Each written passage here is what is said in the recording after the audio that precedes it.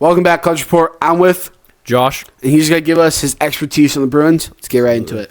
So, Josh, what do you think the Bruins need to do before the deadline?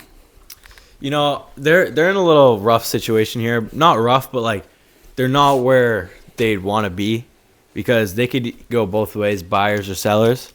And I think they shouldn't go all in because at the end of the day, they're not like solidified in the playoffs right now. So I think they add like a couple solid pieces, like depth forwards, and they could really bolster the roster to push for the playoffs. And a name that's been going around the Bruins, Robert Thomas. I would love to see him in a Bruins jersey. He's a very skilled player, very excellent player, and I think he could bring a lot to the Bruins. So, obviously, we kind of want these players, but money's an issue right now. So, who's one player you'd be willing to give up to get rid of your money problems right now? Korpisalo is definitely probably first on that list. You know, he's been a very mediocre backup goalie, and I think DiPietro in the AHL would do just fine with the way Swayman's been playing as a backup because Swayman has just been unreal this season. You know, he finally found his form again after that rough season last year. So another name, Victor Arvidsson, expiring deal, making not too much, but little bit too much.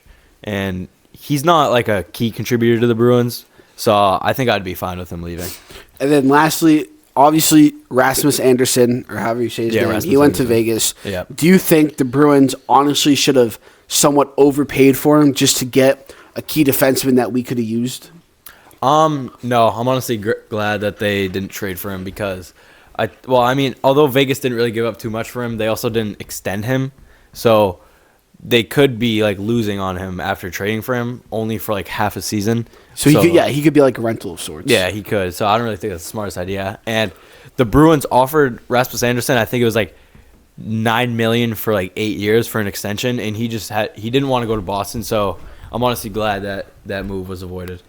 And then lastly, obviously right now we've had a lot of penalty issues which have caused us games. Absolutely. Yeah. We're kind of we obviously do have to fix that, but if we don't fix that, where do you think that causes our season to fall at the end of the season? Penalties are like taking a penalty is just cost your team so much in the end. They were up 5-1 versus the Lightning, and they were on a 5-on-3 kill for I think it was like 8 minutes or something, and the Lightning ended up winning that game 6-5. So it's like the little things, the penalties, they go a long way in the end. I think we're top 5, maybe even 1 in penalties right now. So it's really been killing us.